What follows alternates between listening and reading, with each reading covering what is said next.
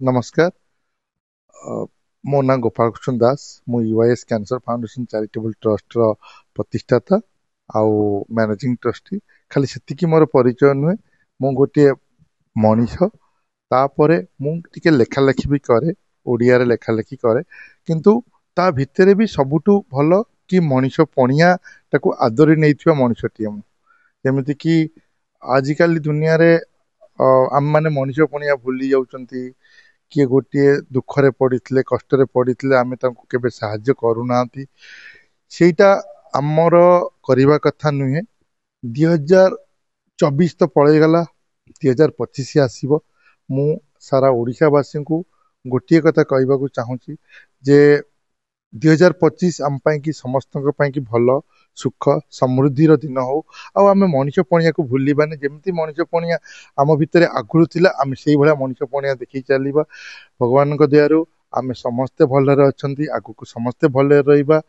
आ मु गोटे कथा कहबी, जेतेबेले किए गोटे पड़ी जाइथिबो आमे एटलिस्ट ताको उठेई देबा। हाँ, किए को हिसाब रे उठेइबो सेटा निजकू जना। मो पाखरे जदि पैसा अछि, मो पैसा रे हेल्प करिवि।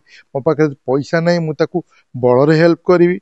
जदि मो पाखरे बळ भी नै, मु ताकू मनरे हेल्प करिवि।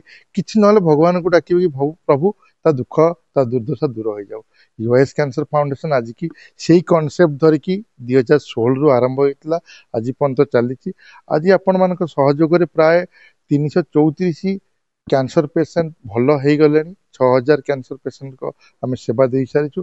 मु गोटे कथा कहबी, केवल कैंसर गोटे रोग नुहे, बहुत रोग बहुत समस्या समाज रे भरपूर होइकी अछि। आमे समस्ते जदि टिके टिके टिके टिके लागिबा, ताले आम समाजटा आगु गोटे बहुत भल समाज होइकी आसीबो। देखंतु सरकार तांको काम करूचंती, सरकार के आमे दोष दबानी।